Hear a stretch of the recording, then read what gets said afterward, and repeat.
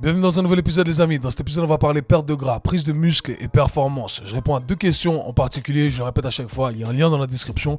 Vous pouvez poser vos questions sans limite de caractère, c'est comme ça que je peux vous aider et vous donner une réponse ou du moins la réponse la plus complète possible en fonction du contexte que vous me donnez. Donc allez checker ça pour les prochains épisodes. On va commencer par parler des news de l'industrie du sport et de la santé de manière générale et ensuite je vais répondre à ces deux questions qui sont très intéressantes, donc je vous invite à prendre des notes parce qu'il y aura des trucs à appliquer ici. Donc première news de la semaine, c'est que on a un combat qui a été annoncé, un combat de boxe entre Francis Ngannou et Anthony Joshua. Alors pour le petit historique, eh bien on a eu un gros combat de boxe entre Tyson Fury et Francis Ngannou et Ngannou a surpris le monde entier. Donc c'est un combattant de MMA à la base. Tout le monde pensait qu'il allait perdre, ou du moins tous les connaisseurs de boxe pensaient qu'il allait perdre, dont moi. Hein, je disais, voilà, j'adore Francis, j'adore son histoire, et c'est un grand combattant de MMA. Mais voilà, là, il faisait sa transition en boxe anglaise, et j'étais persuadé qu'il allait se faire humilier contre Tyson Fury, qui est l'un des meilleurs de l'histoire, je dirais, des poids lourds de boxe anglaise. Et malheureusement, non, voilà, il a surpris le monde entier. Pour moi, il méritait la victoire, voilà, à discuter, mais il a fait une grosse performance, Francis Ngannou.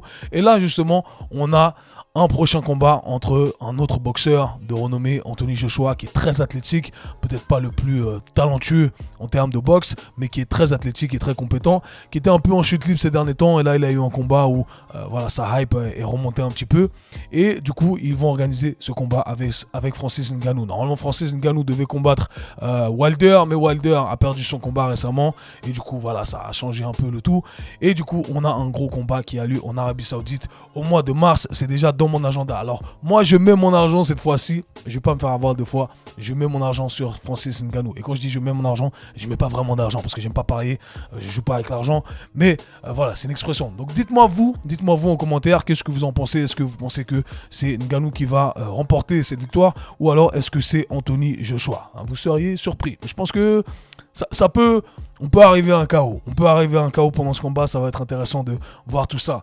Deuxième news de la semaine concerne Wemby, le prodige de NBA français, qui est l'athlète Victor Wembanyama. Wembanyama. Voilà, je crois que j'ai mal prononcé son nom. Vous me pardonnerez, les Congolais. Mais voilà. Prodige de la NBA depuis qu'il a été drafté. Avant de se faire drafter, déjà, c'était des discussions de partout. On n'avait jamais vu ça. Et là, voilà, il fait ses preuves avec les Spurs.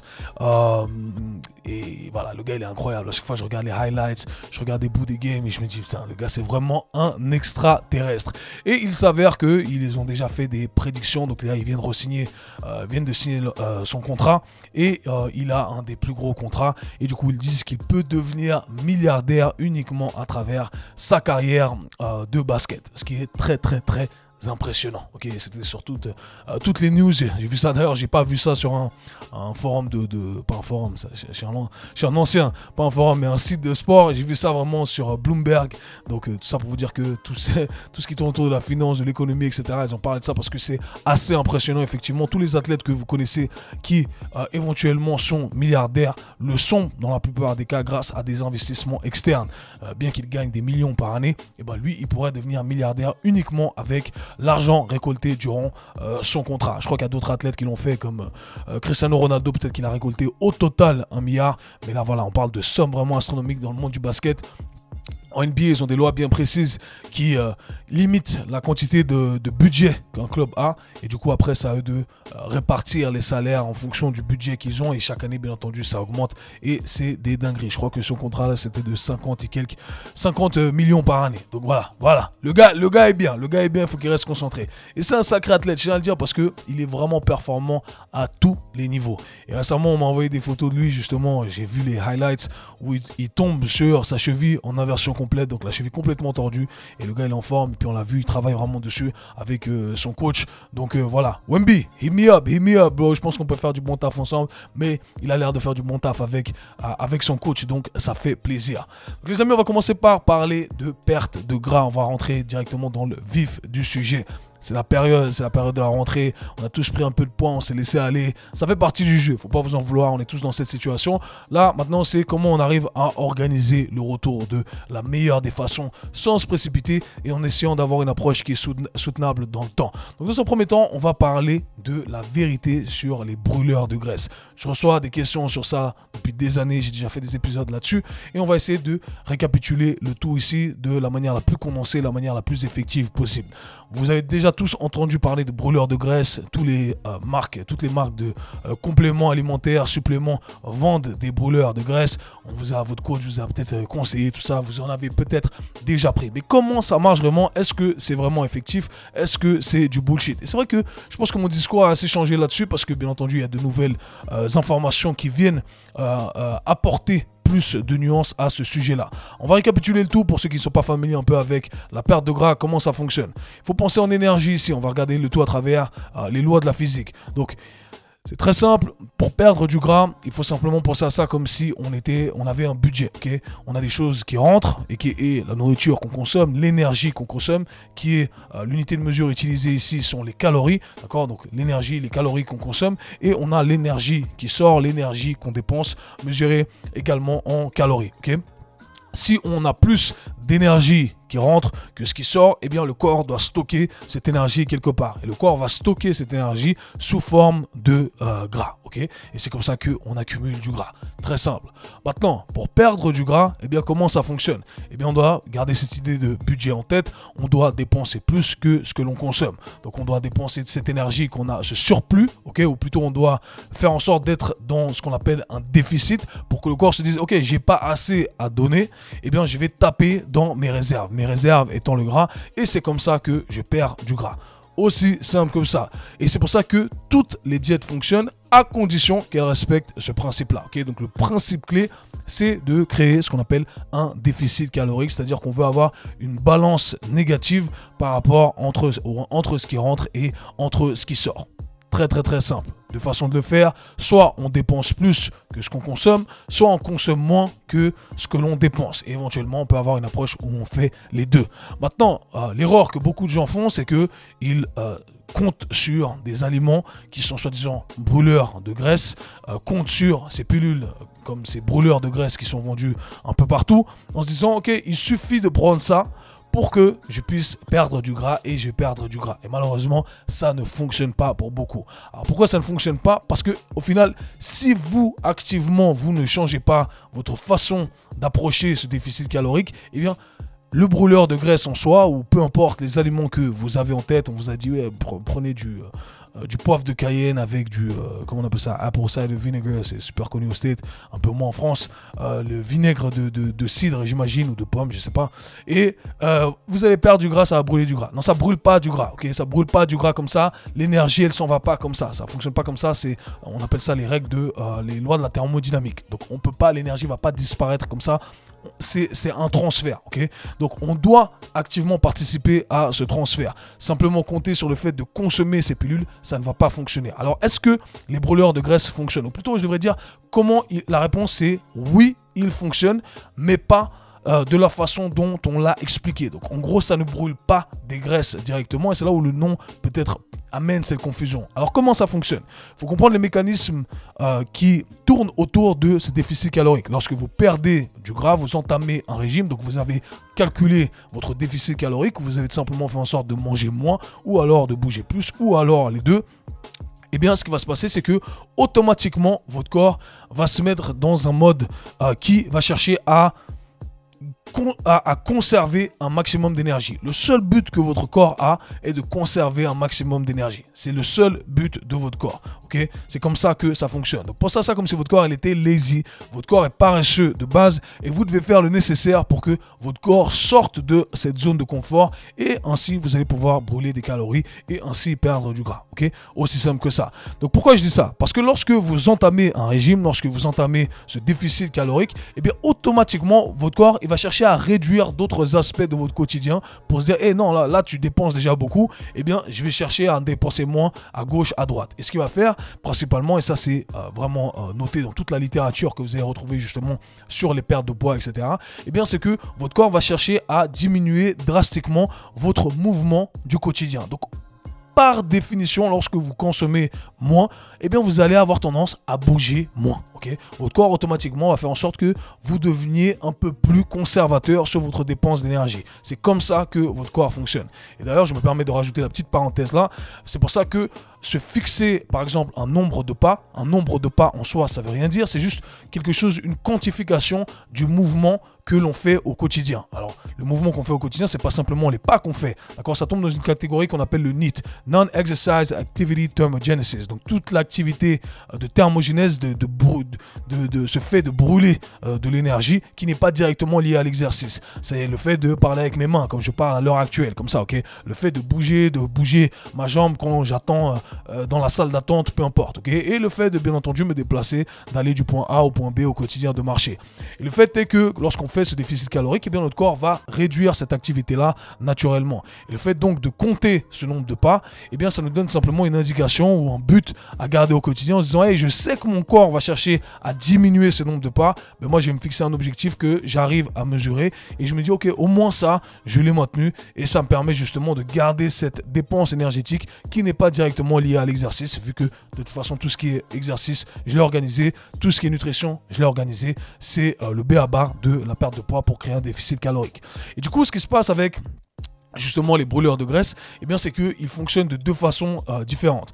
La première façon qui va vous affecter et qui va favoriser cette perte de gras, eh bien, c'est que ça va contrer cette envie de diminuer ce mouvement du quotidien. Ça va vous donner simplement plus d'énergie dans ces différents brûleurs de graisse que vous allez retrouver. Eh bien, vous allez retrouver des composants qui viennent booster votre production d'énergie, comme de la caféine, comme du guarana, peu importe, ok, etc., etc.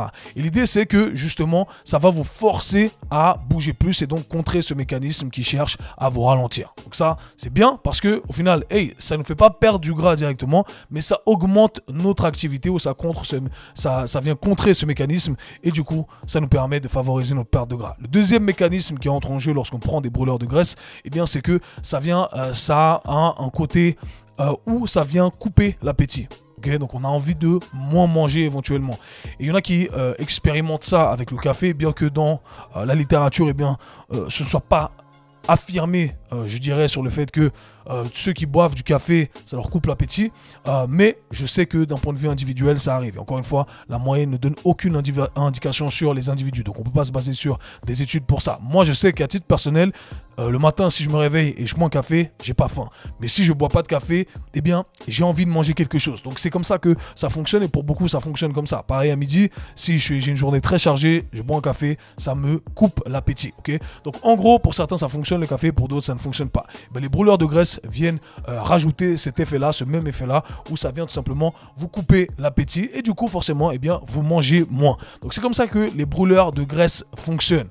Ça vous force à maintenir une activité au quotidien qui n'est pas liée à l'exercice et ça vous force éventuellement à manger moins. Donc est-ce que les brûleurs de graisse sont bénéfiques? La réponse c'est oui, à condition de faire un régime sur le côté qui est organisé. Est-ce que les brûleurs de graisse sont bénéfiques si on ne prend pas en considération ces autres facteurs-là, la nutrition et un plan d'entraînement qui va nous forcer justement à dépenser plus d'énergie? Eh bien là, non. Okay, les brûleurs de graisse, ça ne va absolument pas vous aider. Donc la base de la pyramide, c'est aussi simple que ça. C'est, je vais calculer mon déficit calorique, je sais exactement ce que je suis en train de faire pour perdre du gras et j'organise mes entraînements, je suis un programme structuré, c'est ce qui va me permettre de perdre du gras. Et si je veux rajouter une optimisation de 2 à 5%, eh bien là, je vais prendre mes brûleurs de graisse parce que pour les raisons que j'ai mentionnées, ça va m'aider. Donc voilà, ça c'est dit, maintenant c'est clair, vous savez comment les utiliser et faire les choses de la meilleure des façons. On a une question ensuite qui vient un peu rejoindre tout ça, ça tombe bien, c'est le thème de ce mois-là, c'est marrant comme l'univers fait bien les choses. Il y a une question de Steven ici qui dit « Salut Kevin, tout d'abord merci pour ton contenu de qualité, j'aimerais avoir tes conseils sur ma situation actuelle. Je suis pratiquant de musculation depuis 4 ans et je me mettrais dans la catégorie des pratiquants à niveau intermédiaire. J'ai suivi plusieurs programmes ici et là, mais j'aime bien aller à la salle et improviser mes séances. Je fais 1m80 pour 92 kg, 92 kg. J'ai développé une masse musculaire en ces 4 années de musculation, mais j'aimerais vraiment me focaliser sur le fait de prendre plus de muscles. Le problème est que j'ai un taux de masse grasse assez élevé également. Du coup, je ne sais pas trop quoi faire. Devrais-je commencer par une sèche ou alors par une phase de bulking vu que je vais encore prendre du muscle? Merci d'avance et continue de nous inspirer. Ok, merci à Steven pour cette question. Alors cette question, c'est une question qui touche énormément de personnes. La question en très résumé, c'est est-ce que voilà, j'ai un taux de masse grasse qui est assez élevé, mais j'ai aussi pour aspiration de prendre du muscle. Est-ce que je dois commencer par faire une sèche ou alors est-ce que je peux commencer directement par le fait de chercher à prendre plus de muscle? Et c'est là où, malheureusement, la plupart choisissent la mauvaise option. La mauvaise option, on va arrêter le suspense directement, c'est de chercher à faire une phase de bulking. Je l'ai déjà dit, mais je vais le répéter encore une fois dans cet épisode. Alors, pour ceux qui ne sont pas familiers avec ça, de manière générale, si je fais la timeline, on a la période hivernale, la période de l'été. Durant la période hivernale, les gens font une bulking phase. C'est une phase durant laquelle les gens pensent prendre du muscle et consomment une quantité ou un surplus calorique qui est très conséquent en espérant prendre du muscle parce que ces gens pensent qu'on va prendre du muscle très rapidement durant cette période-là. Et ensuite, ils continuent ou ils transitionnent vers cette période d'été en faisant un régime drastique et du coup ils deviennent super secs et bien entendu on voit une transition de ouf parce que tu as pris beaucoup de gras durant cette phase de bulking et ensuite tu as perdu énormément de gras, donc on dirait que tu as pris du muscle, mais en vrai tu n'as pas forcément pris de muscle, tu as juste perdu tellement de gras parce que tu étais devenu gros en gros durant cette phase de bulking phase que ça a l'air super impressionnant. Donc ne vous faites pas avoir, c'est l'erreur à ne pas faire. J'ai déjà dit 1000 fois, on prend pas du muscle comme ça rapidement, ok? Souvent les transformations qui ont l'air super impressionnantes, on dirait que la personne a pris du muscle, mais en vrai ce qu'elle a fait, c'est qu'elle a principalement perdu du gras, ok? Donc bien entendu, j'ai déjà fait d'autres épisodes sur est-ce qu'on peut faire les deux, etc. Je vais pas revenir dessus. Maintenant, l'erreur à ne pas faire, c'est ça, c'est de se concentrer sur la phase de bulking et chercher à prendre plus. Et je dirais que c'est encore plus une erreur de chercher à faire une bulking phase si on a déjà une masse grasse qui est déjà conséquente, ok? Donc vous avez déjà du gras en trop.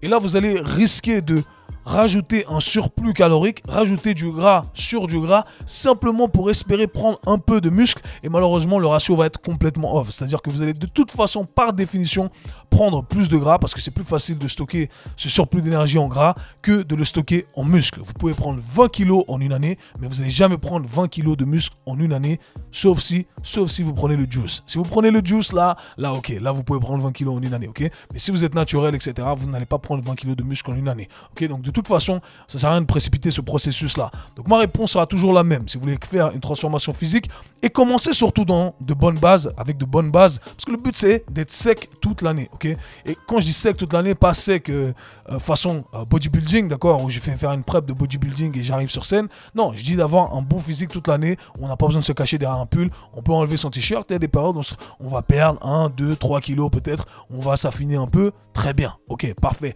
Mais pas besoin de faire des trucs de ouf, on va chercher à perdre 10 kilos d'un coup simplement parce que c'est l'été. Ça, c'est vraiment pas sain et c'est pas soutenable sur le long terme. Et en plus, on favorise cet effet yo-yo. Et à chaque fois qu'on fait cet effet yo-yo, eh bien, chaque régime devient un peu plus compliqué. Ça devient plus dur de perdre du gras. Donc, ce que tu veux faire ici, Steven, et la plupart d'entre vous qui êtes dans cette situation, c'est que vous voulez commencer sur de bonnes bases. Alors, vous voulez commencer avec une transformation où vous allez vous attarder sur la perte de gras dans un premier temps. Perte de gras, certes, mais on va chercher à maintenir à maintenir sa masse musculaire. Alors, comment on fait? Très simple dans les grandes lignes, bien entendu, et j'aurai un programme qui bien entendu pourra vous aider là-dessus avec plus d'indications. On travaille dessus. Quoi qu'il en soit, je vais vous donner tous les secrets parce que moi je vous donne toujours tous les secrets. Alors c'est simple, on va continuer à faire ces entraînements de musculation, résistance, avec du bon volume, avec une bonne intensité. On va stimuler ces muscles. Comme ça, on maintient. On envoie le signal déjà en disant « Hey, tu vois là, ces muscles, je veux les maintenir. » Parce que de toute façon, lorsque vous entamez une perte de gras, eh bien, vous allez perdre un peu de muscle. Mais on peut diminuer cette perte de muscle si on fait deux choses. Un, si on maintient ces entraînements de musculation, comme je viens de le dire, avec un programme structuré dans le meilleur des mondes. Et de deux, on maintient une consommation de calories qui est élevée. Ok ? C'est les deux trucs que vous voulez faire. Ensuite, pour perdre du gras, eh bien, qu'est-ce qu'on va faire? Eh bien, on va justement créer ce déficit calorique. Et là, on peut être plus ou moins agressif, dépendamment de nos objectifs, de nos échéances, etc. Okay, mais là, je me dis, ok, tu veux faire une transformation qui est relativement rapide pour partir sur de bonnes bases. Là, si tu as une masse grasse, ça va dépendre encore une fois du contexte. Si tu as une masse grasse qui est conséquente, tu pourrais partir sur un déficit qui est relativement agressif. Parce que, de manière générale, si tu as une masse grasse qui est assez conséquente, c'est sûrement dû au fait que tu as certaines habitudes qui ne sont pas bonnes. Simplement diminuer ces habitudes de 50%, ça va déjà créer un déficit qui est assez conséquent. Donc si je dis n'importe quoi ici, je donne un exemple. Tu consommes 5 canettes de coca par jour, tu manges 2 snacks avec du chocolat, etc. par jour, tu enlèves un de ces snacks, tu enlèves une canette et demie, déjà tu as perdu, déjà à la fin de la semaine, tu as perdu un nombre de calories qui est assez conséquent. Okay, donc comme je viens de vous le dire, c'est pas très compliqué pour la plupart des gens. Il suffit de faire certains ajustements. Et le truc, c'est ça. Le truc à garder en tête, c'est qu'on veut avoir quelque chose qui est soutenable sur le long terme. Donc on veut comprendre exactement ce qu'on est en train de modifier, comment on le fait. On arrive à le quantifier de la meilleure des façons. Et à partir de là, il n'y a pas besoin de faire de régime drastique. L'erreur que beaucoup font, c'est justement de se dire, ok, je consomme ces 2 snacks par jour, je consomme ces 3-4 canettes de soda par jour, et là j'ai commencé à manger uniquement 2 salades et que de l'eau. Bien entendu, tu n'arrives pas à soutenir le tout. Okay, donc encore une fois, vous devez faire les choses de manière minutieuse. Il n'y a pas besoin de rendre le truc plus compliqué que ça ne l'est. Et si tu veux rajouter un brûleur de graisse à ce moment-là, pour les raisons que j'ai mentionnées, eh bien tu peux le faire. Mais ma réponse est très claire ici. On commencera toujours par cette perte de gras si on est justement dans une situation où on a une masse grasse qui est conséquente. Et à partir de là, cool, ok, j'ai fait ma perte de gras. Qu'est-ce qui se passe ensuite? J'ai fait ma transformation. Là, je commence sur des bonnes bases. Là, je peux m'attarder sur le fait de chercher à prendre du muscle en revenant à maintenance ou avec un très léger surplus que je n'appellerai pas une phase de bulking. Simplement quelque chose de bien calculé, je rajoute un peu plus de calories et là ça a du sens. Et là c'est là où je transitionnerai par exemple avec un programme hybride physique où je vais m'attarder sur le côté esthétique. Ok, donc voilà comment j'organiserai le tout ici pour toi Steven. Prochaine question qui a été envoyée ici par Afid. Bonjour Kevin, je suis pratiquant de musculation et de grappling. Je voudrais savoir si c'est possible de combiner les deux, sachant que je veux la performance sur le grappling, mais aussi l'esthétique de la musculation. Je pensais faire 3 séances de musculation, pecs, épaules, dos, bras et jambes, et 3 séances de grappling, avoir un physique sec et athlétique pour allier les deux disciplines. Je fais 1m86 pour 93 kg. C'est marrant que les gens donnent automatiquement leur taille et tout, comme Steven auparavant. Merci pour les indications. Conseilles-tu uniquement le grappling et des séances de prépa spécifiques où on peut faire les deux? Merci pour tous tes podcasts. Ils sont au top. 3 de faire ton programme pour les sports de combat. Merci à Phil pour la question et pour le soutien. Et pour ceux qui ne savent pas, oui, vu que vous êtes nombreux, j'ai reçu plein de questions comme celle de Afid ici, donc je me permets justement de la sélectionner et vous êtes nombreux à me demander des programmes pour le sport de combat. Donc bien entendu, Kevin a pris note de tout ça, on va travailler dessus, donc croyez-moi, ça arrive très bientôt. Quoi qu'il en soit, ici, la première, il y a plusieurs choses à dire sur le contexte de Afid ici et ça pourra énormément vous aider. Ok, donc le premier truc, la première question à répondre de manière générale, est-ce qu'on peut faire les deux? Est-ce qu'on peut faire du grappling et est-ce qu'on peut faire ces séances de prépa physique pour devenir plus athlétique et en plus de ça, avoir le look? La réponse, c'est oui, on peut absolument combiner les deux. On peut tout faire à condition de bien organiser le tout. Et c'est mon discours depuis toujours. C'est ce que je fais sur moi-même depuis toujours. Et c'est ce que j'ai fait sur des dizaines et des dizaines d'athlètes et des centaines de clients à travers des coachings en ligne, à travers des programmes, etc. Donc oui, c'est largement faisable. Il faut juste organiser le tout de la meilleure des façons. Et éventuellement, en fonction du programme que tu as, eh bien, tu vas devoir tweak 2-3 trucs. Tu vas devoir ajuster 2-3 trucs pour que ça corresponde à ton contexte. Donc ici, il y a plusieurs trucs à mentionner par rapport à ça. Je vais commencer par le split qui me correspond pas du tout. Alors ici, on a un split un peu de bodybuilding classique où on va faire bras et push, en gros push et triceps, pull et biceps, et un jour on a les jambes. Moi ça me parle pas trop comme split de manière générale. Vous pouvez l'inclure bien entendu, un peu un push pull legs, en gros c'est un peu ça. C'est faisable, j'ai déjà intégré dans mon programme, mais je dirais que pour quelqu'un qui cherche, si tu cherches uniquement le côté force, je pense que c'est intéressant. Alors plutôt, c'est comme ça que je vais essayer d'organiser le tout. Si je venais à m'attarder uniquement sur le côté force et j'enlève le côté esthétique, mais là, de ce que je viens de comprendre, la priorité est le côté esthétique en plus du grappling. Donc le grappling, tu vas devenir meilleur au grappling en faisant du grappling, ok?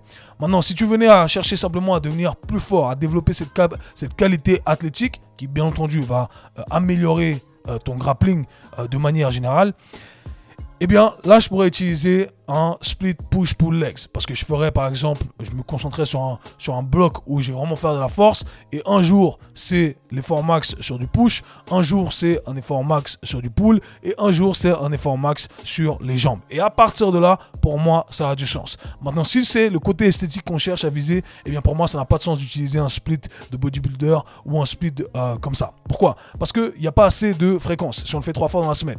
Ce split-là aurait de la pertinence si on venait à faire un push-pull legs avec soit une séance en plus, on venait à rajouter plus de stimulation sur les muscles qu'on cherche à développer, ou alors si on faisait un push-pull legs sur 6 jours, ça ferait push-pull legs, et on finit sa semaine comme ça, ok? Là, oui, ça a du sens. Sinon, pour moi, ça n'a pas de sens. Donc le split que j'inviterais Hafid à utiliser ici, ce sera un split plutôt... Tu as 2 options ici qui s'offrent à toi, Hafid. Tu pourrais faire soit 3 full bodies, donc c'est ce que je conseillerais pour la plupart des gens. Donc tu as full body lundi, full body mercredi et full body vendredi.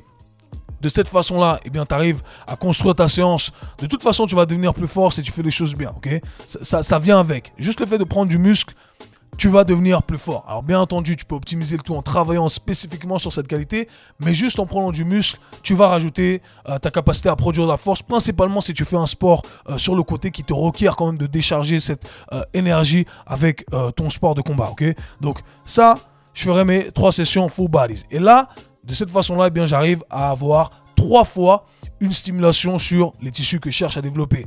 Je sais pas, je cherche à développer mes biceps. Ok, ben je vais faire mes biceps 2 à 3 fois dans la semaine versus une fois où c'est clairement pas assez. Mais si je suis à 2-3 fois, la fréquence a augmenté. Et là, c'est vraiment le facteur clé qui va déterminer ma prise de muscle. Ok. La deuxième option qui éventuellement s'offre à toi serait de faire un split full body, lower body et upper body. Et là, de la même façon, eh bien, tu aurais justement full body où tu as une séance mixte où tu vas par exemple faire un superset entre bas du corps et haut du corps. Ok, donc imaginons premier exercice squat couplé avec un développé couché. Deuxième exercice, une variante de deadlift couplé avec un exercice où on tire. Et on finit avec un mix ou un giant set avec quadriceps, biceps, triceps par exemple. Ok, c'est une variante. Et ensuite, tu vas faire ta séance lower et ta séance upper. Et si tu veux encore rendre le truc encore mieux, je ferai ma séance lower et upper, par exemple lower lundi, upper vendredi, et là je rajouterai un effort max pour être plus athlétique. C'est-à-dire que le lundi, mon premier exercice, ça sera un gros exercice pour chercher à développer ma qualité nerveuse, et le reste de l'entraînement, ça serait que axé sur l'aspect esthétique. Et pareil pour vendredi, gros effort max sur le haut du corps, par exemple un développé couché, une traction lestée, peu importe, et le reste c'est que axé sur le côté esthétique. Et le jour du milieu, le mercredi par exemple, eh bien ça va être une séance full body où là je vais m'attarder que sur le côté esthétique, je vais laisser mon système nerveux se reposer et je vais chercher à stimuler plutôt mes muscles. Et là de cette façon-là, tu as une belle séance, une belle semaine qui est bien organisée. Et si tu veux rendre le truc encore plus sexy, eh bien tu alternes entre les deux options que je viens de te donner. Imaginons moi 1, 3 séances full body, moi 2, full body, lower et upper. Aussi simple que ça. Je pense que j'ai donné plein de secrets déjà ici à Hafid, mais de manière générale, gardez ça. Si vous êtes un athlète, vous faites un sport sur le côté, oubliez les splits type bodybuilder, pec, triceps, dos, bras et une fois jambes, ça fonctionne pas. Ok, ça fonctionne pas pour vous, ça fonctionne pour ceux qui prennent le juice. Hein. Si tu es juicy, là tu peux prendre, tu peux faire ça parce que tu peux t'en sortir avec des volumes, un volume exorbitant, récupérer, bref. Tu as tous les atouts pour, bien entendu, prendre du muscle, même malgré, je dirais, un programme à chier. Donc ici, gardez ça en tête, si vous n'êtes pas dopé, vous ne prenez pas ces produits chimiques, eh bien ça ne sert à rien. Il faut s'attarder sur une bonne programmation, bien structurée, et selon moi, c'est comme ça qu'on le fait. Voilà tout pour l'épisode d'aujourd'hui, les amis. Donc j'espère que vous allez pouvoir intégrer tout ça dans vos séances d'entraînement. Si vous êtes intéressé, il y a plein de programmes à disposition. Checkez les liens dans la bio et un nouveau programme qui arrive à la fin du mois qui tourne autour de ce thème-là. Voilà, je tease un peu, mais je vous en dirai plus dans les jours à suivre. Dans tous les cas, nous on se voit /parle très bientôt. Peace.